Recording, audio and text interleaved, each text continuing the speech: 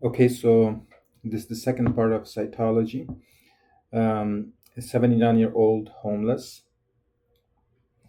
man is brought in the emergency room by the paramedics because of bizarre behavior and obstructing traffic. On questioning, he reports that he has not been eating well for the past 11 months. So, poor diet for the past 11 months.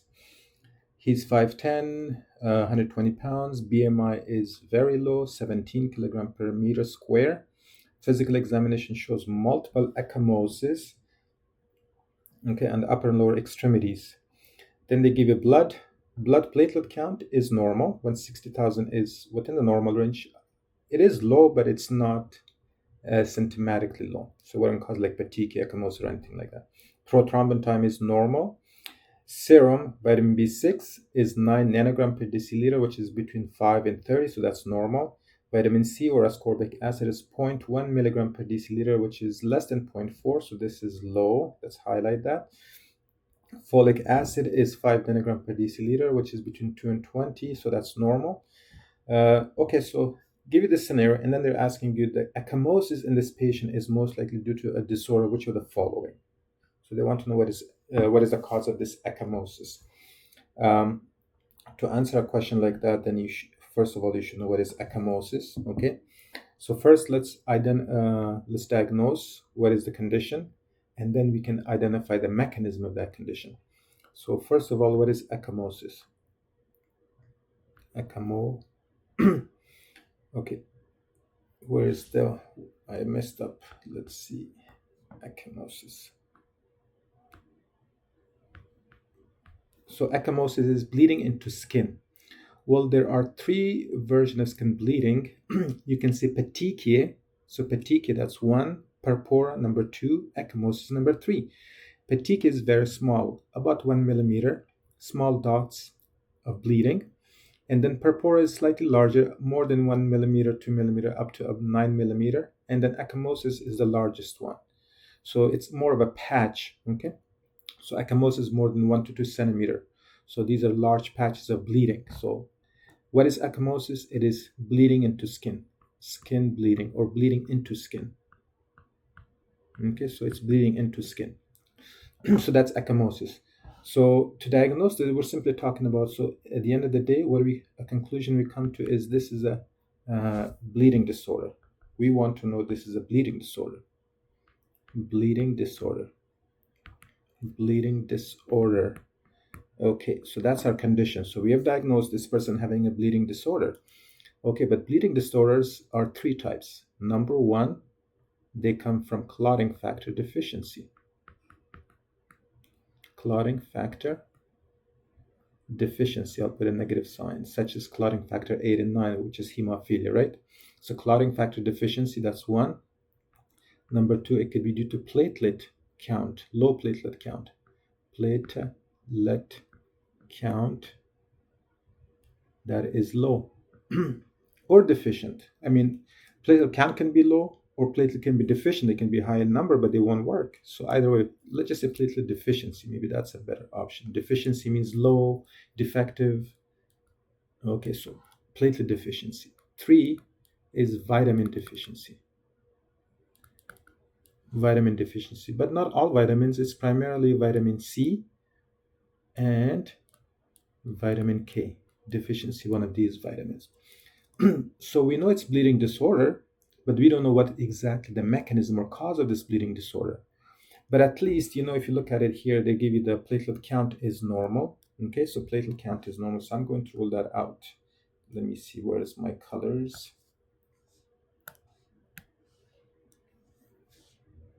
So just sort of to kind of make it easier for you, look, platelet count is not in the bleeding scenario. So platelet count less than, I think, about 50,000, 40,000, roughly speaking, becomes leads to ecchymosis, fatigue, and so forth. So platelet count is normal. And then look at the prothrombin time, which is the clotting factor. That is also normal. Okay. The only thing we see is vitamin C is low. So from this, we can conclude this is vitamin C deficiency. But let's say, to be sure, what is vitamin C deficiency? So from now, just quickly glancing through this question, I have already reached a conclusion that this is vitamin C deficiency. So I've done my diagnosis. So if this is vitamin C deficiency, let's highlight. This is the cause of our bleeding. Okay. If that is, then let's talk about vitamin C deficiency. So what is vitamin C deficiency? Vitamin C deficiency. Okay. So vitamin C deficiency leads to something called scurvy, a disease called scurvy. So that's the disease that's caused by vitamin C deficiency, scurvy. And the cause of this is because vitamin C is required. Okay. Vitamin C is required for collagen synthesis. In scurvy or in vitamin C deficiency, there's collagen synthesis defect. So it's a collagen synthesis defect. It's a defect in collagen synthesis. So collagen is not made properly. Why? Because collagen, let's say this is a collagen fiber. Collagen has on it residue that are called glycine. Okay, and they have proline, lysine, proline, lysine, proline, lysine, and let's see G for glycine, right? These are the residues. Now, these three amino acids are repeated in collagen. They're the most amino acids found in collagen is what? Glycine, lysine, and proline. You should memorize this. Memorize that. Collagen is primarily made of which amino acid? The most abundant amino acid found in collagen is what? Glycine, lysine, and proline, especially glycine. Every third amino acid in collagen is glycine. Okay, glycine is important because collagen is alpha helix, right? Alpha helix is like a twisted coil structure. Glycine is a short amino acid, it helps it to coil. Okay, but anyhow, so you need to memorize that. But for vitamin C is required. So what is vitamin C needed for? In the process of collagen synthesis, vitamin C is needed for the enzyme function. Okay, which are the enzymes? Enzymes are known as proline or prolyl hydroxylase. You should memorize this enzyme, prolyl hydroxylase. So that's one, and then lysyl hydroxylase. Two enzymes. All enzymes end with A's, right? So prolyl for proline, lysyl for lysine, right? Hydroxylation means adding OH group. So if I add OH group to proline, that's hydroxylation of proline. So I'm adding it. You can see right here on the screen. Adding OH to lysine, adding OH to lysine. Okay. So if I add OH to lysine and proline, that's called hydroxylation of proline and lysine. So only those residues are hydroxylated in collagen as far as we're concerned for medical purposes. Okay, so vitamin C is a cofactor for prolyl hydroxylase and lysyl hydroxylase. Without vitamin C, hydroxylation of collagen fibers will not occur. So therefore, it is hydroxylation defect. Hydroxylation defect. Okay, so hydroxylation proline and lysine does not occur. So I'll put a negative sign, hydroxylation defect or deficiency. Because why? Vitamin C is a cofactor required for the enzymes needed to hydroxylate collagen fibers. Okay, so this is the mechanism. So let's see. So that's one thing. So at least we know the mechanism. Next thing is what are collagen needed for? Collagen needed for blood vessel, for example, for basement membrane, for tissues, right? So if it's collagen deficiency, vitamin C deficiency or scurvy has unique symptoms. Scurvy. And let's see that. Number one, always look for coiled hair. Coiled hair. Number two, perifollicular bleed. I'll put bleed, or you can put hemorrhage, whatever you prefer. Okay, bleeding around the hair follicles, just in the base of the hair on your skin, arms, whatever. You'll see these red patches, blue, purple, red patches. Okay, or signs of bleeding. So look for those things: perifollicular, hemorrhage, coiled hair, and petechiae. But more than that, gum bleeding is usually given in questions. Gum bleeding, or you can say gingivitis. So these three, I will always, this triad is important. this triad, if I see it, I'm always going to think of scurvy. But scurvy doesn't occur in anybody. It occurs in usually elders. Okay, elders, those elders that are malnourished. Okay, malnourished. Okay, so let's see. These are the things that I'll be looking for in this question. I have 79-year-old that meets the criteria of the elder person, right? So I have a 79-year-old, that's the elder, and he hasn't been eaten good, or his diet is very poor for the past 11 months, malnourished. A BMI 17, malnourished. Okay, what else? There's ecchymosis, right? So ecchymosis, or you can say petechiae ecchymosis, I should be there, but they didn't give you the coil here, perifollicular bleed, and gum, because they already give vitamin C is deficient, and that is diagnostic. So I don't even need to give you those symptoms. But if they don't give you vitamin C deficiency, like in this question, they will give you coil hair, perifollicular bleeding, gum bleeding, easy bruising, for example. Let's see the other symptoms. The other symptoms will be easy bruising,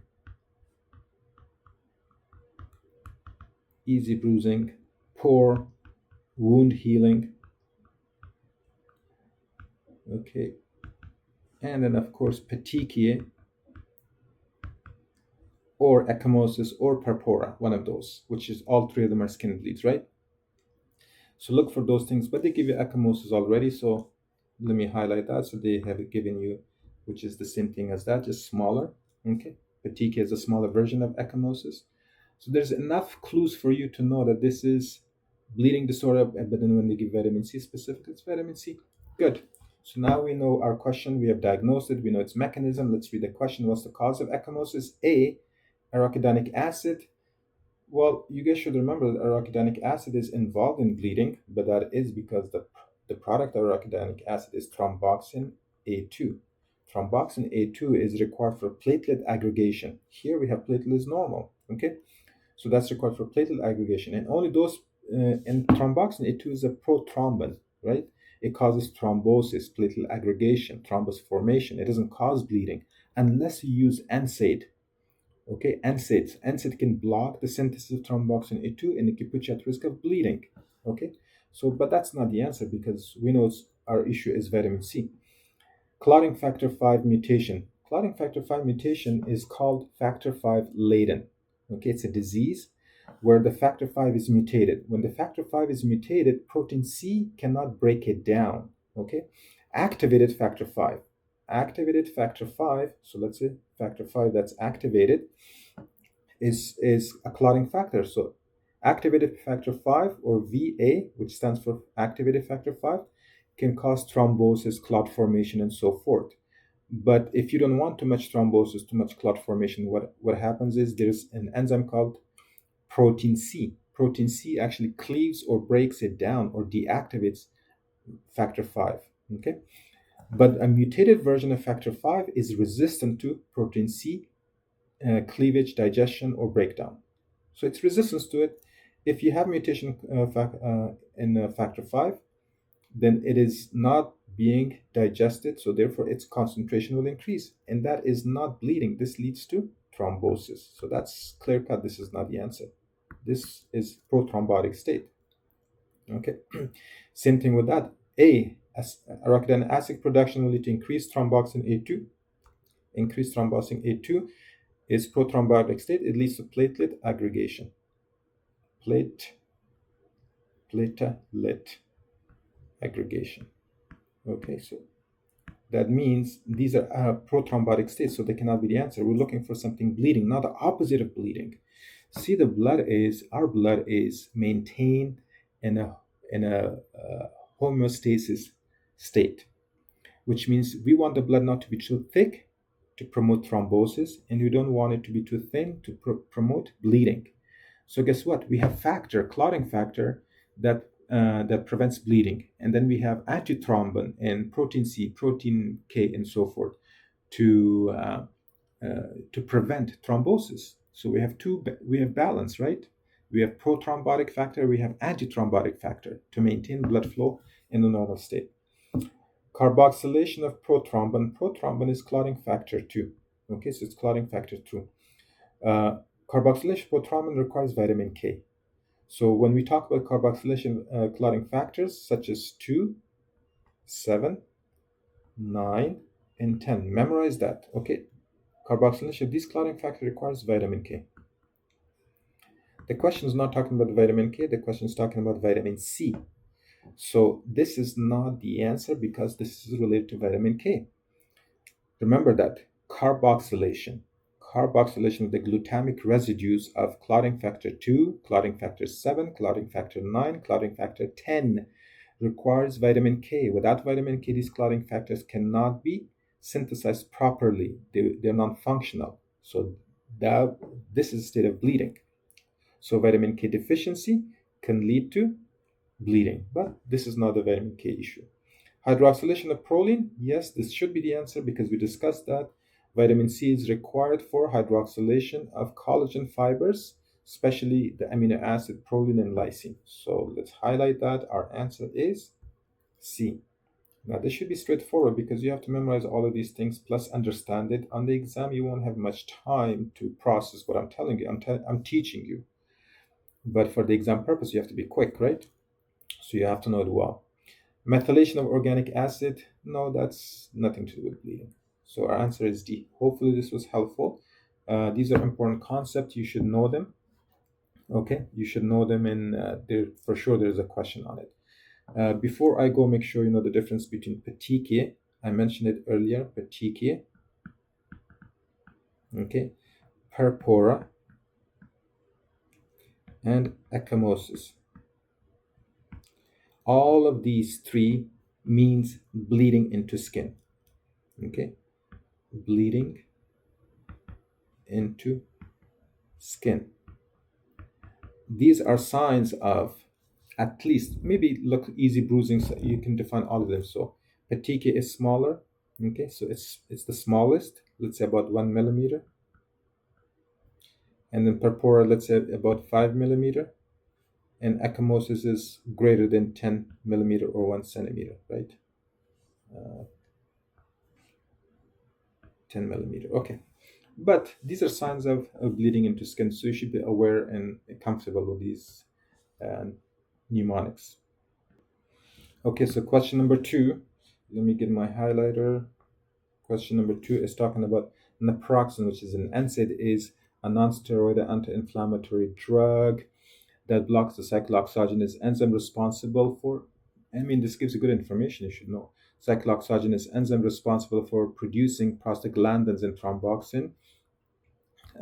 It is a weak acid with a pKa 4.2. It is absorbed principally through the stomach with these properties, which are the following states.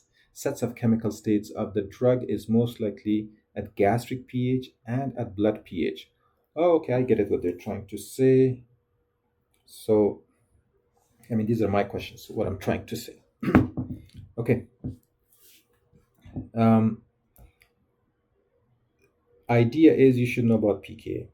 Okay, so what is pKa? Let's do this. This is usually was taught in high school plus in university. This is the question that is for those who want to score 280. If you get it, you don't get it, doesn't matter. It's not a high yield question. It's one of those questions to differentiate between the top scorers and the average scorers. Okay, so pKa is a state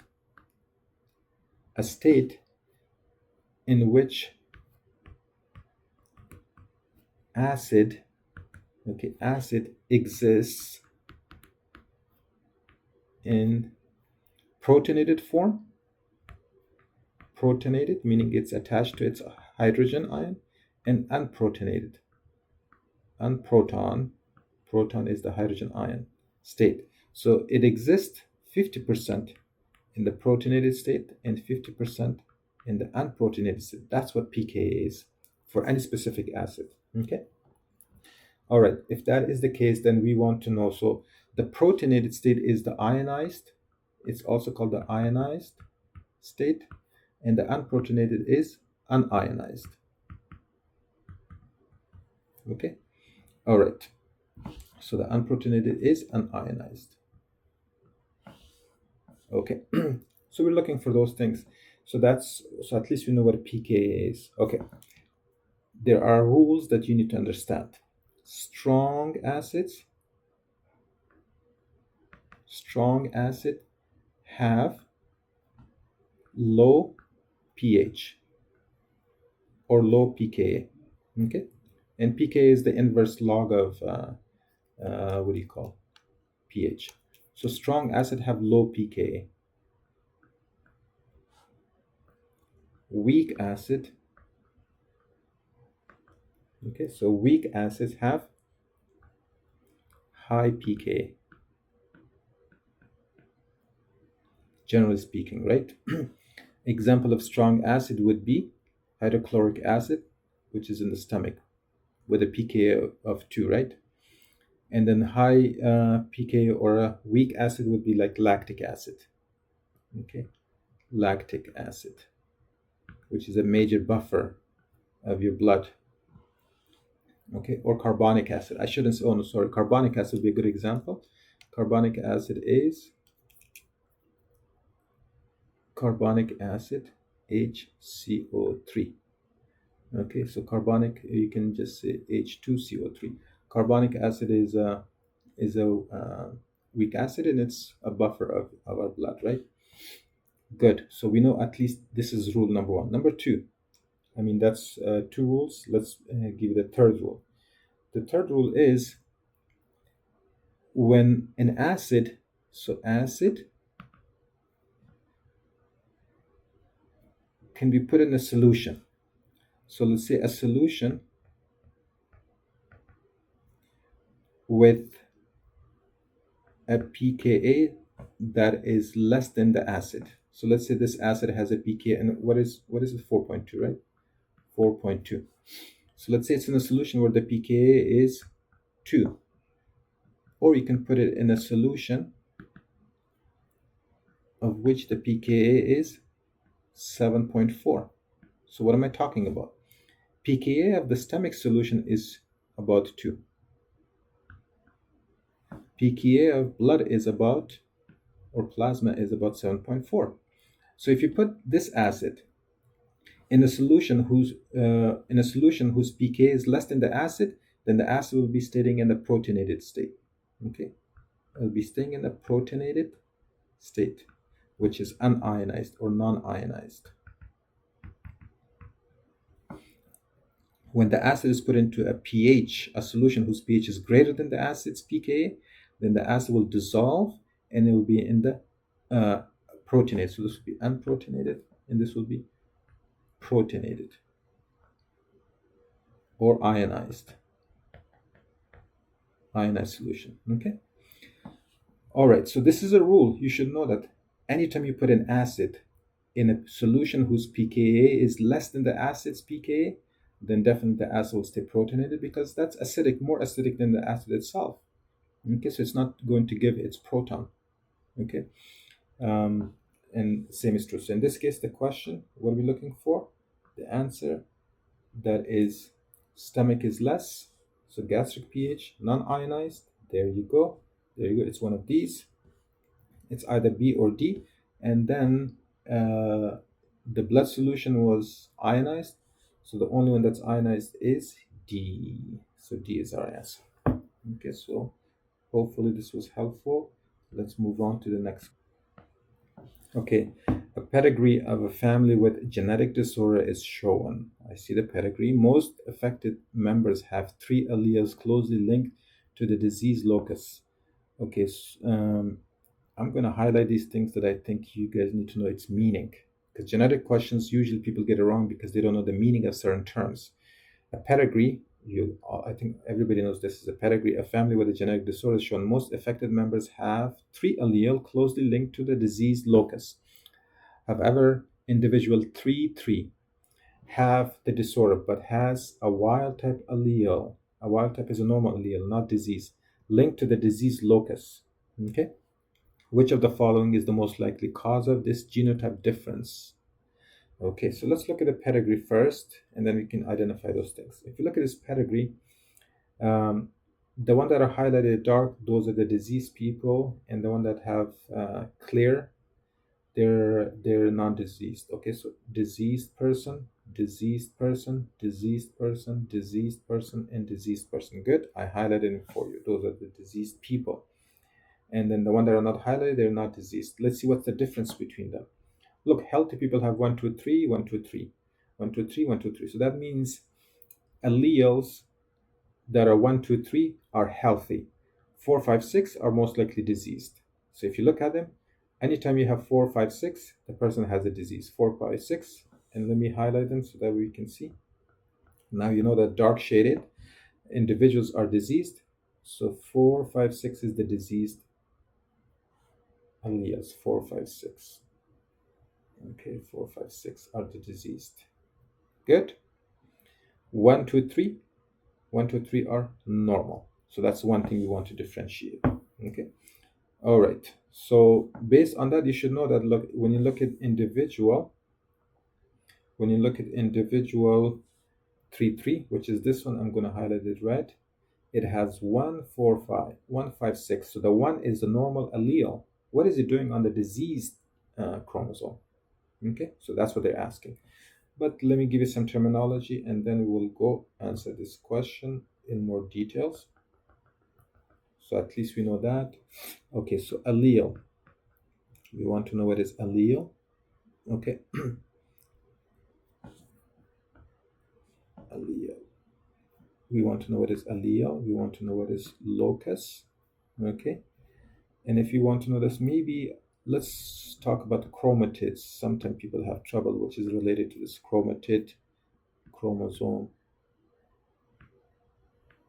Okay, so chromosome, chromatid, and there was a linked. Let's know what is linked mean. Linked, very easy, but we get it students get it wrong sometimes. Linked and unlinked. Okay.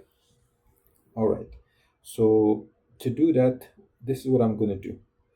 I'm going to take these chromosomes, okay, the chromosome that are in this picture, and I will draw it here. There's chromosome 1.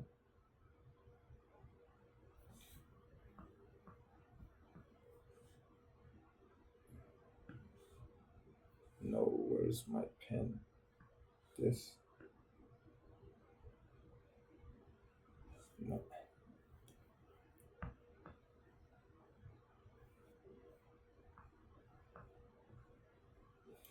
Okay, so this is one chromosome. I don't know why I did that. And then let's do blue. You know, each human being have a pair of each chromosome.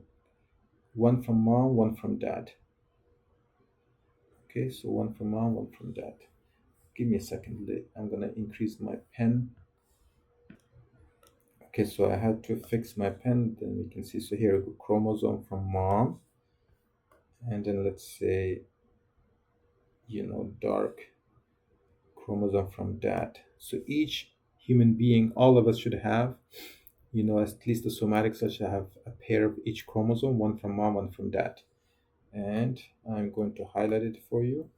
So let's say this is chromosome, the dark one is from dad, the blue one is from mom.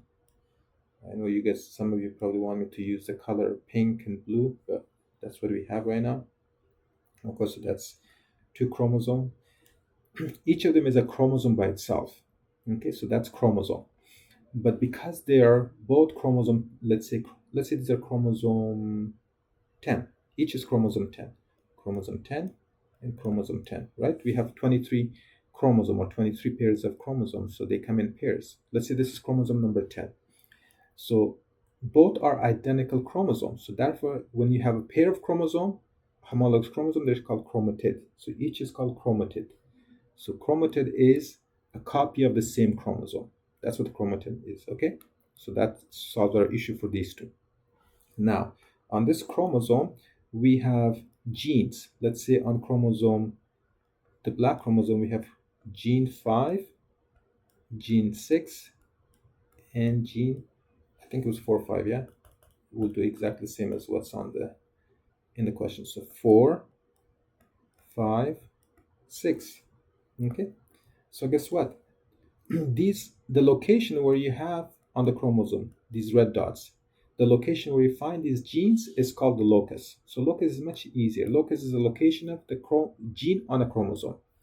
On the strand of DNA or chromosome, you see those red dots? That's a specific location. This location is called locus. Okay, so gene locus. All right, so that's that. And then we find that on the same on this one, okay, on the maternal chromosome. But on the maternal chromosome, the genes are called 1, 2, 3. 1 and 4 are the same genes, but it's different allele. A different version of a gene is called allele. A different version.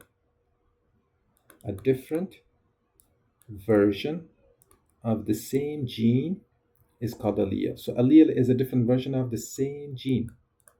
What do I mean by that? Same gene. Let's say a gene codes for cystic fibrosis, right?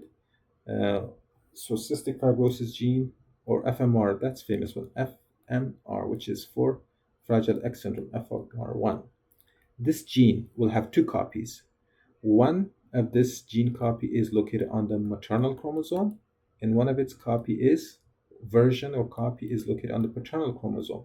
So these two copies are called alleles, although they both are the same gene, but because there's two copies of these genes, they're called alleles. Okay, so hopefully this was helpful. Now we can go answer our question. If you look at it in this question, we have the healthy genes or alleles are 1, 2, 3. 1, 2, 3 is the healthy one, and the diseased one is 4, 5, 6. Okay, so healthy and diseased alleles. How do we know that? Because these shaded circles and squares in the pedigree, these are diseased individuals. The individuals that are non-shaded are healthy. So for example, this 1, 2, 1 is healthy, 2, 3 is healthy, 3, 1 is healthy, 3, 4 is healthy, 4, 2 and 4, 4 are healthy. Okay, so those are healthy individuals. The shaded individuals are diseased individuals. All the diseased individuals have one thing in common: they have 4, 5, 6 alleles, and those are therefore diseased alleles. But then they're telling us, guess what? Individual 3, 3, which I'm going to highlight, individual 3, 3, its genotype is a little bit different, right? The genotype of 3, 3, it has one healthy copy. It has a healthy chromosome which has 1, 2, 3. So I'm going to discuss 3, 3 now here. This is 3, 3, the genotype of 3, 3. Okay, so 3, 3 will have the same thing. Let's copy it exactly how it is. Look at 3, 3. It has 1, 5, and 6, and it has 1, 2, and 3. So this chromosome is normal, healthy, right? The first one. And then when you look at it, the second chromosome or the second chromatid has, I'm going to highlight with green, 1 instead of 4. It should have 4 there. It should have 4. So instead of 4, it has 1. 1 is the healthy allele. How did you get that? Okay, so how do you get an allele that is on a different chromosome and is switched to a different chromosome? So simply look, if this was the maternal chromosome, I'll put M, and this was the paternal chromosome, P. So the disease allele came from the maternal chromosome to the paternal chromosome. They must have crossed over. Okay, this crossing over happens in metaphase, of meiosis, and this is called crossing over. The end result is recombination. Okay, so recombination. So some recombination, some crossing over, some genetic exchange happen where one of the allele was taken from the maternal chromosome and put on the paternal chromosome. Okay, so that's the thing. Now let's see what makes sense from our choices. Choice A, what does choice A say? Insertion of a line of sequence. Insertion simply means addition. If you have a chromosome, okay, if you have a chromosome and you add a sequence to it, that's called insertion.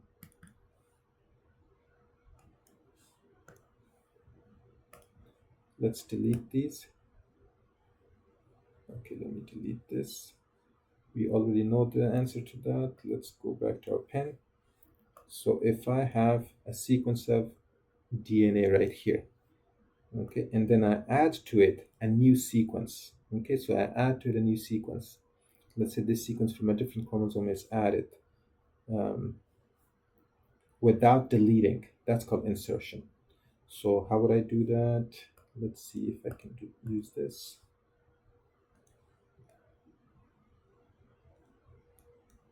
Okay. Used to be able to do it. What happened? I don't know. Okay, anyways.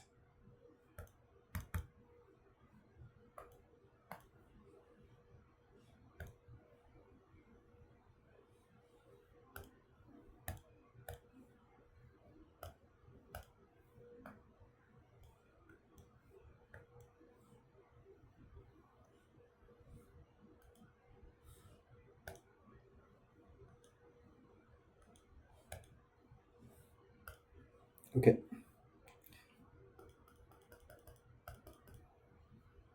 So if I have that and then I add another sequence here, in here, then this is addition. You just added, that's insertion. So insertion doesn't explain that. We're looking for random segregation when two chromatids separate during meiosis.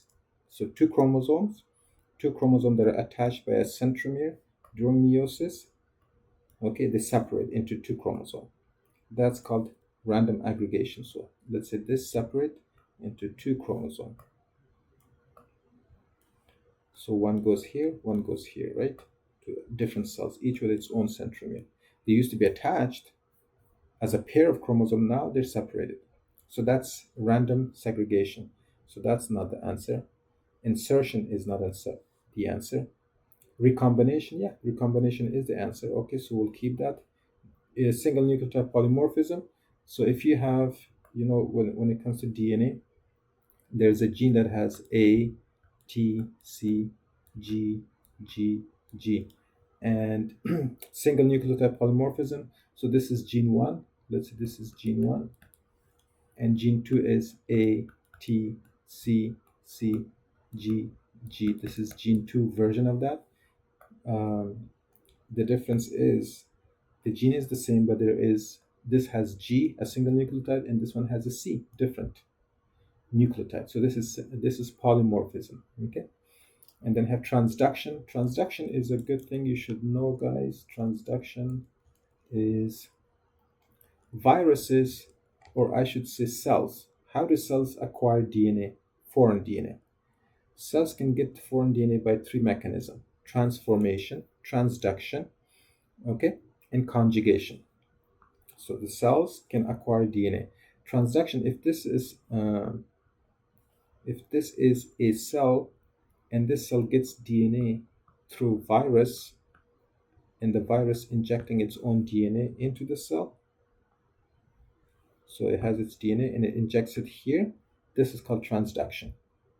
Okay, so this is not explaining. So the only one that's explaining this scenario would be recombination. Okay, all right, so hopefully this was helpful. Let's go with the next. Okay, so let's do this question. A 10-year-old male is brought to the physician by his parents because of a 20 hour. Ooh, this should be a 20-year or 24 hours. It should be 24 hour. Okay.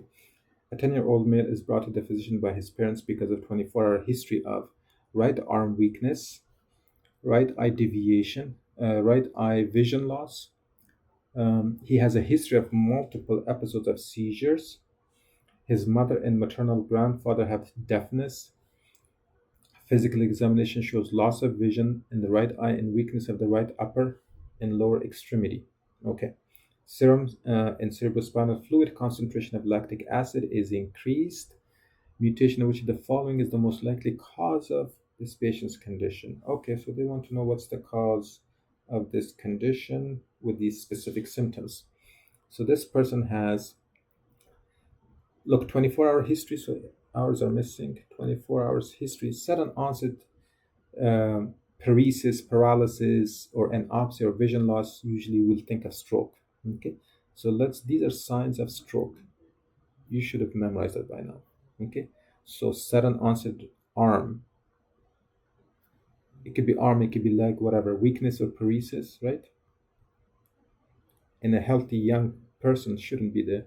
So that's sign of stroke. And then anopsia or loss of vision loss.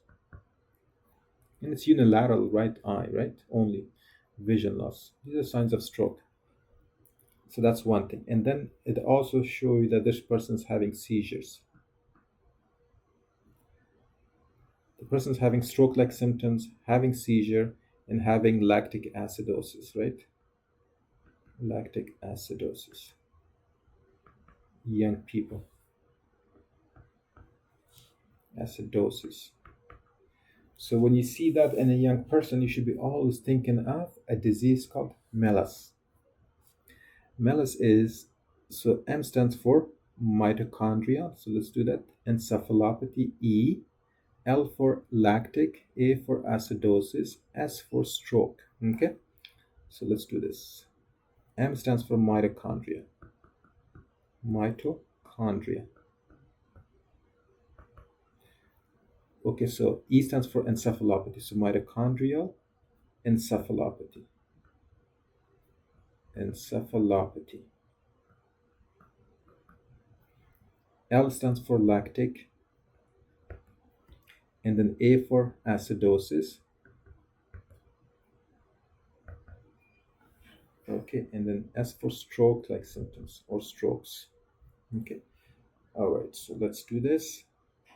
This condition you should have memorized is a mitochondrial disease, so that's what the M stands for.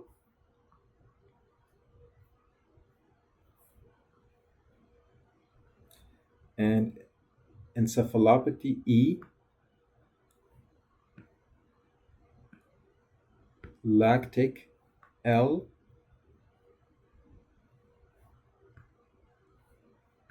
A for acidosis. Let's just change it. Acidosis is A, and then S is for strokes. Okay, you should memorize that this is a mitochondrial disease, and this always occurs in young children. Okay, that's usually the onset. Now, since we know that, the question is, what are we talking about? We're talking about mitochondrial diseases, genetic disease of the mitochondria. So mitochondria, I'm going to write down here, mitochondria. Mitochondria is a powerhouse of the cell. This organelle is the primary source of ATP. That's where ATP is produced, okay? Now, to do that, let's, okay,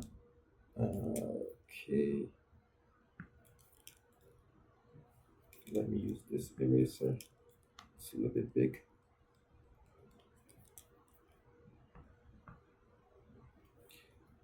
Look, so when we take a single molecule of glucose, glucose eventually goes to pyruvate.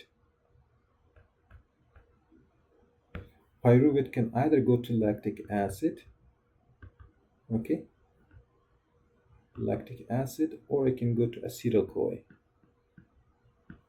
Acetyl-CoA, right? If there is oxygen, in the presence of oxygen, pyruvate goes to acetyl-CoA. In the absence of oxygen, let's say put carbon dioxide instead, no oxygen, right? No oxygen, then it goes to lactic acid. So in the case of ischemia, like myocardial infarction, angina, and so forth, or we are unable to breathe, no oxygen, then your body derives ATP by the process of lactic acid. And lactic acid process can only give you two ATPs, which is called glycolysis. Acetyl-CoA goes through Krebs cycle, and goes through electron transport chain. This is oxidative phosphorylation, and the end result from a single molecule of glucose is what? Maximum about 38 ATPs, 36 to 38. I'll put 38. So that's one molecule of glucose. Gives you 38 ATPs. Huge amount. Now, which organs depend primarily on glucose? And they are always active, even during sleep. Brain. The brain, even when you sleep, you're dreaming, it's active, it's doing some activity, right? So the cells are metabolically active. That's what I mean by active. Brain cells, neurons are even during sleep, they're metabolically active. So they're always active. Whereas other cells can rest to some degree, right? During sleep, your muscles are resting more than when you're doing activities. Same thing with your heart and other things. The pumping is not as much, right? So, but anyhow, so therefore, mitochondrial disease, you should always look for CNS or neural signs, neurological signs. So that's why you'll be having symptoms that are like strokes, like seizures. And you should always be looking for muscle. So I don't know why they don't have this in MELAS. I would include the M also stands for myopathy. So I'll say mitochondrial myopathy and encephalopathy. I'll include it that way. So patient will usually also have like myalgia, muscle weakness, headaches. Okay, so look for those things. And then of course lactic acid will have to increase because there's not enough. If there's no mitochondria, mitochondria is the only organ that uses oxygen for the production of ATP. If the mitochondria is damaged, that means you cannot produce a lot of ATPs, so ATPs will be less, and this is why it leads to these signs and symptoms. Okay. All right. So let's go back to our questions. I think now that you know what are we looking for, we're looking for a mitochondrial disease, right? This is a mitochondrial disease, and the M in MELAS was stands for mitochondrial. So A tells you endoplasmic reticulum glycosyl transferase. Look, endoplasmic reticulum is there's two ones: smooth endoplasmic reticulum and rough endoplasmic reticulum. Smooth is responsible for making lipids, steroids, and detoxification of drugs and alcohol. Rough endoplasmic reticulum is called rough because it has ribosomes attached to it. If you guys need more help, you can go to my videos about cell. Okay. Which is not question, it's just lecture based. You can go to those videos and then you can learn about it. So endoplasmic reticulum, the rough endoplasmic reticulum has ribosomes attached to it, which are responsible for making proteins. So when those newly synthesized protein, nascent protein or polypeptide chain, the to modify their to some residues, glycosyl transferase will add glucose or galactose, and this occurs in the endoplasmic reticulum. So it's just simply protein synthesis. In this question, we're not talking about protein synthesis, we're talking mitochondrial diseases, right? So that's not the answer. Lysosomal alpha glucosidase, that's glycogen storage disease, right? Not mitochondrial. Mitochondrial tRNA, yeah, that should be the answer. Nuclear proteasome activator, this only happens when proteasome is where the protein are degraded, abnormal proteins. Peroxisomal catalase, remember, deactivates chemicals, toxic chemicals. So the answer should be mitochondrial tRNA. Okay, so this questions: a 15-year-old male is brought to the emergency room after falling while skateboarding at local park. On examination, his left shoulder is dislocated and has multiple skin aberrations on both arms. His shoulder is reduced, skin wounds treated, and then discharged. During the next few weeks, regeneration of the mature skin epithelial cells in this patient will be accomplished mostly by which of the following mechanism? Okay, so they simply want to know skin regeneration. What's the mechanism of skin regeneration? That's all. Okay. And then they give you choices: A, activation of the stem cells to enter G1, G1M. Okay, so this is talking about cell cycle. So they want to see if you know your cell cycle really well. Okay, cell cycle.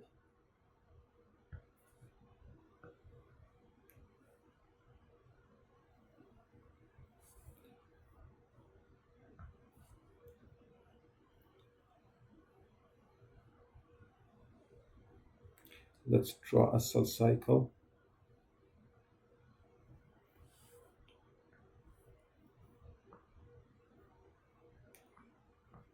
Remember, in cell cycle we said there is, okay, what am I doing? There is G1, growth phase 1, synthesis, G2, and then mitosis, right? M. Okay. So that's when this is the cell cycle. And let's draw the arrows in this directions. And this is the completion of cell cycle. And then some cells are in the G0 stage. They're out of the cell cycle. Okay, they're dormant. These cells, they're not dividing, but if they needs to be, they can be brought from this phase and go back into G1 and then divide. Okay, let's talk about A. Activation of the stem cells to enter G1 phase of the cell cycle. Stem cells divide regardless. Okay, so stem cells in the skin, we're not talking about stem cells, we're talking about just normal skin cells that are able to divide. So activation of stem cells to enter G1 phase of the cell cycle. um, decrease apoptosis of G1 to M. So there was the checkpoint, right? This is the checkpoint. So G1 transition of the cell cycle, decrease apoptosis. No, so remember we said P53 and cyclin B and D and so forth, important kinase, cyclin D dependent kinase will act on this. So decreased apoptosis simply means uncontrolled mitosis. That means uncontrolled mitosis can lead to tumors and so forth. So not a good option. Recruitment of cell from G into the cell cycle. Yeah, so most skin cells will be in this stage. They're lying here and then they can go back. Okay, so when they need to be. So that would be the correct answer for now. Shorten time for progression of the cells through the cell cycle. No, if you shorten the time of progression, it just means slow division. Regeneration is slow. Instead of 10 days, it comes in 3 months. But it's not a mechanism, right? Terminal differentiation by cells exiting from the cell cycle. When cells exit from the cell cycle, they will go to G0 stage. So that means they won't be dividing anymore. But we want regeneration of cells, right? So the only option that makes the best sense would be, in this case, C. There you go. Okay. All right. Let's go to our next question. Okay, a 20-year-old man comes to the physician for a routine health maintenance examination. His 10-year-old brother has cystic fibrosis. A genetic test is ordered. What is the patient's risk of being heterozygous for cystic fibrosis? Okay. Genetic frequencies, disease frequencies, and so forth are commonly tested on the exam. And this is a typical question that you will see for sure on the exam. Make sure you know the concept. Okay, we know that cystic fibrosis is one of the most common disease of Northern European, especially Northern Irish, right? So cystic fibrosis gene, when it's mutated, can lead to devastating issues such as lung, pancreatic insufficiency, and mucus development, and so forth. But anyhow, let's go to cystic fibrosis. Cystic fibrosis, for this question, what do we need to know? We need to know it is autosomal. You should have memorized that, right? Otherwise, you won't be able to answer the question. Autosomal recessive. It's inherited in the autosomal recessive fashion. So that's cystic fibrosis. Once we know that, then maybe we can go ahead and solve this question. Now let's look at it. This person, individual, the 20-year-old is healthy, phenotypically at least. Okay, so phenotypically he's healthy. He doesn't have cystic fibrosis, right? Whereas his 10-year-old, the 10-year-old has cystic fibrosis. Okay? Since cystic fibrosis is a recessive disease, that means the patient with cystic fibrosis must have both recessive alleles. Okay? If I were to say cystic fibrosis gene has a dominant allele A, that's normal or wild type, and A is the recessive type, right? Recessive. A is the recessive, and small a is the recessive allele, and capital A is the dominant allele, right? We know that in order for somebody to have a disease, they must have both copies of the gene, one from mom, one from dad. Both of them must be small a's. So here you go. AA is the disease or cystic fibrosis. Okay. So AA is phenotypically and genotypically normal, right? That's a normal, phenotypically normal. Homozygous dominant, you can say homozygous, phenotypically normal, genetically homozygous, dominant. So it's homozygous dominant AA, right? Whereas small a is homozygous recessive. Homozygous recessive. And that's the diseased individual. The genotype is homozygous recessive. The phenotype is diseased or cystic fibrosis. For capital AA, the genotype is homozygous dominant and the phenotype is normal. And then you can have a carrier. One capital A, one small a. Phenotypically, they're normal, right? Phenotypically, they don't have a disease. but genetically they're heterozygous. Heterozygous. Okay, and that's what they want. This question is asking about the frequency of the heterozygous this. Okay. All right, so at least we define some things. To answer these things, you should know what is dominant, what is recessive, and what is a heterozygous or a carrier. Okay, let's erase this. What happened is used to be.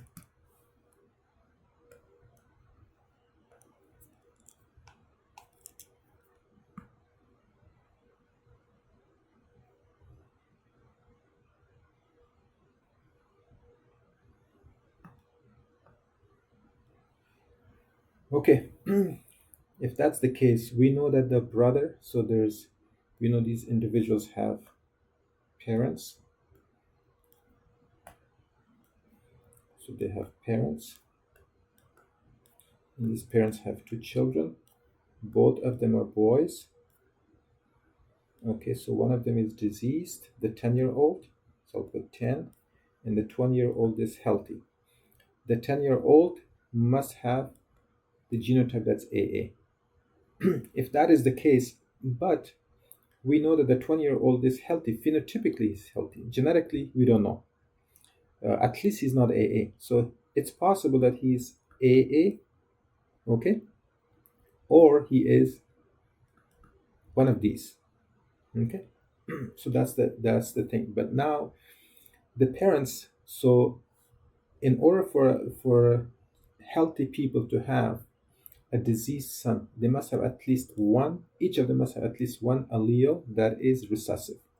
Okay, so if they're healthy, and they must have one allele that is dominant. Because if for the parents to be healthy, they cannot have both recessive genes. Okay? All right, so if that's the scenario, then let's look at it. When we do the Punnett square, so let's say mom, the genotype of mother or mom, and the genotype of dad. Okay, so dad and mom will have children which are within these squares. So let's look at it. I'll the healthy individual in this case are 1, 2, and 3, and the diseased individual is, where's my pen? The diseased individual is, you know what, let me just do this. The diseased individual is in yellow. Okay, the carriers are in blue, but it's, which is normal, and the homozygous AA is in green. Okay, so the question is asking, what is the frequency of cystic fibrosis heterozygous? Heterozygous will be these two, right? So this person, so the 20-year-old is most likely having A, that's what we want. How many AA do they have? 2, right? So there is 2 AA, the possibility. And then they could be either homozygous as well, which is 1. But there is 0 chance of the 20-year-old to have the disease alleles or being recessive AA. So this is 0 chance. They will not have that. So we're not going to include this in the frequency calculation because we know he's not diseased. If he's not diseased, he's either capital AA or small AA. Now, we want to know the frequency of the heterozygous. So for the heterozygous, the frequency of heterozygous is 2. There's the likelihood of it is 2 because it has 2 chances out of 3, total of 3. And that should be D. Okay, so this is a relatively easy question, and that's what they always ask. Okay, when you get confused, when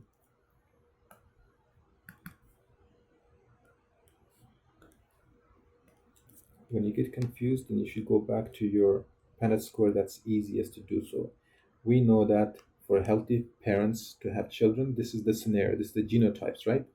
And from those, they will have a chance 2 out of 3 that they will be carrier because 1 is capital AA, which is homozygous dominant.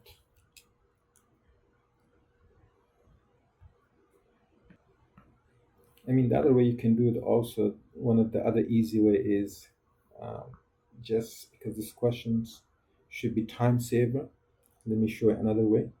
Let's say the parents. Um, Let me erase all of these so we don't get distracted by this.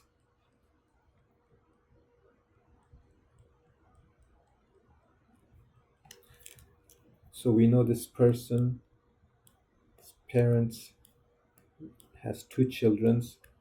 One of them is cystic fibrosis. One of them is not cystic fibrosis. So the 10-year-old, okay, has cystic fibrosis, which is AA. The 20-year-old doesn't have cystic fibrosis, so he could be AA or AA or AA, one of these, right? Now, if you look at it, so the possibility for this person to be carrier is two. So one, two, two are carriers. So two out of total of three. So he could be either AA or he could be AA, capital AA, capital A, small a, capital A, right? So that's the easiest way to calculate, it's two out of three. Okay. Okay, so next question is, let's read it.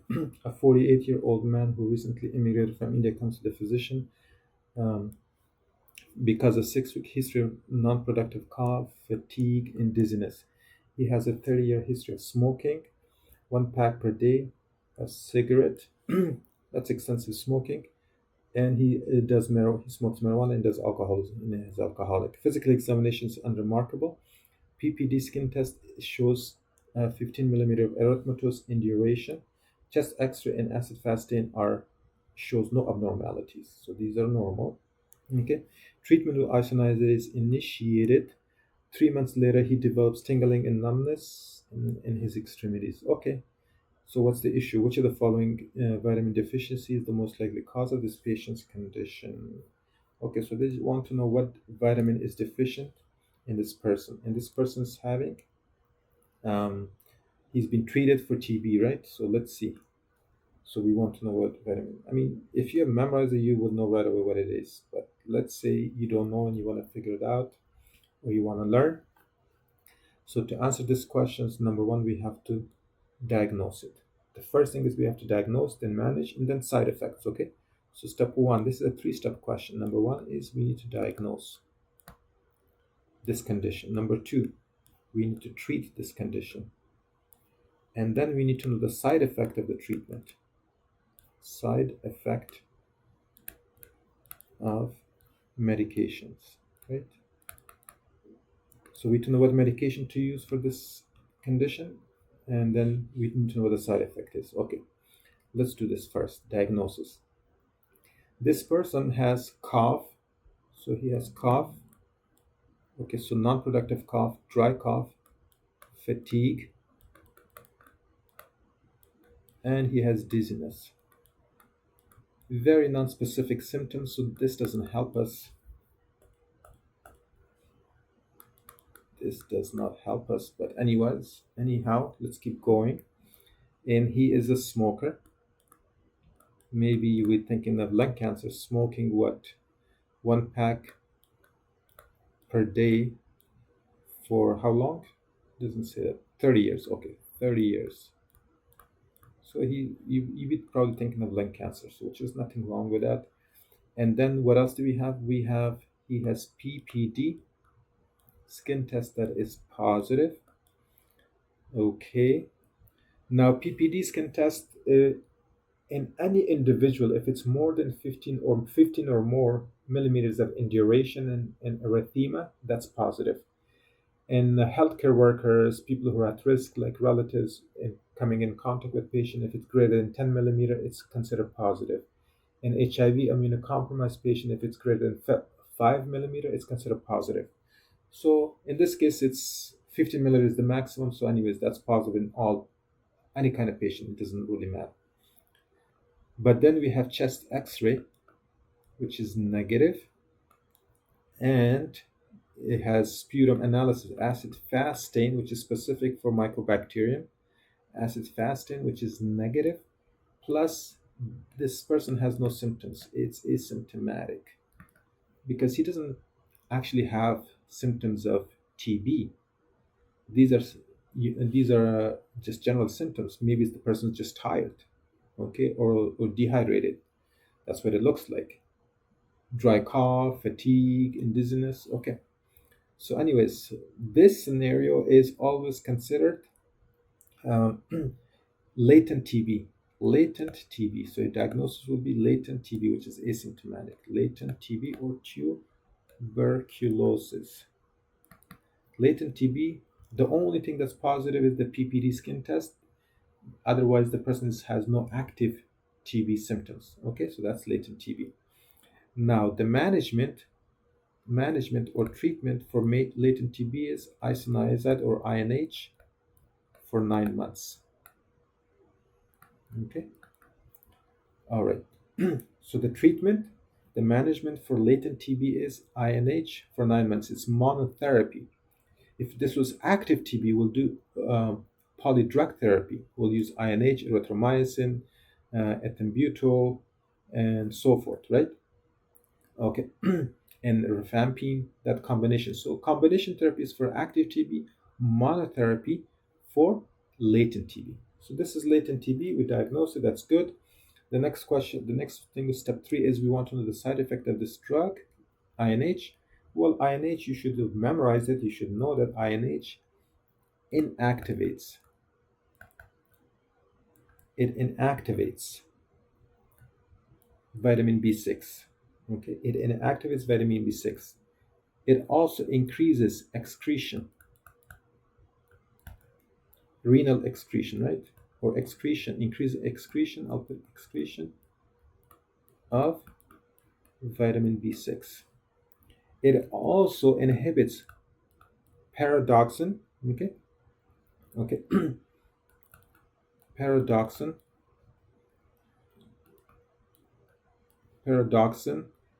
phosphokinase, which is an enzyme, phosphokinase. This enzyme is required, so it inhibits or inactivates. I'll put a negative sign, it blocks it. This enzyme is required for activation of vitamin B6. When we take vitamin 6 from our diet, it's in the inactive form. So once we eat it and it's absorbed from intestine, then it has to be activated to be functional, okay? So to activate it, the enzyme is known as paradoxin phosphokinase. This enzyme will activate vitamin B6. Okay, so INH does all of these things. So if that's the issue, then what could happen? Well, whatever vitamin B6 does, whatever it's its function, you will not have those functions, right? So in short, INH causes vitamin B6 deficiency. Vitamin B6 deficiency. And this condition is vitamin B6 deficiency. So let's highlight those things. What are vitamin B6 deficiencies? Okay. The most important symptom of or sign of vitamin B6 deficiency is peripheral neuropathy. Peripheral neuropathy. That's one. Also, most of the vitamin B category causes dermatitis. Although B3 is the most famous one, okay, but most of them cause dermatitis, most of them cause glossitis, but not too many of them cause peripheral neuropathy. So that will be easier. So dermatitis, glossitis, seizures. One thing unique that's still vitamin B6, so you can differentiate from B12, it causes sideroblastic anemia, not megaloblastic anemia, right? Sideroblastic anemia. Okay. So in our question, what did we have? We have the person start developing numbness and tingling, which is signs of peripheral neuropathy 3 months after initiating INH deficiency. So our diagnosis by now should be that this is vitamin B6 deficiency. Let's highlight that part. That's C. And let's go over each other options to differentiate them. Vitamin B2 is not very common in terms of exams, and its deficiency is not very common. Mostly causes dermatitis and glossitis, but it never causes peripheral neuropathy. So Vitamin B2 doesn't cause peripheral neuropathy, so I'm going to remove it. That's not an option. Vitamin B3 is high yield. You should know that on the exam. So vitamin B3 is very common on the exam.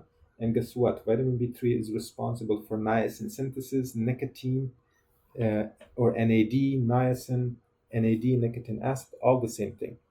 So its deficiency leads to three things. Vitamin B3, let's memorize three things: dermatitis, dermatitis, diarrhea, and dementia. Okay, so those 3D, but it never caused peripheral neuropathy, so I'm going to cross it out. Okay, but and also know that dermatitis caused by vitamin B3 is sun sensitive on sun exposed area, rough, scaly, dry.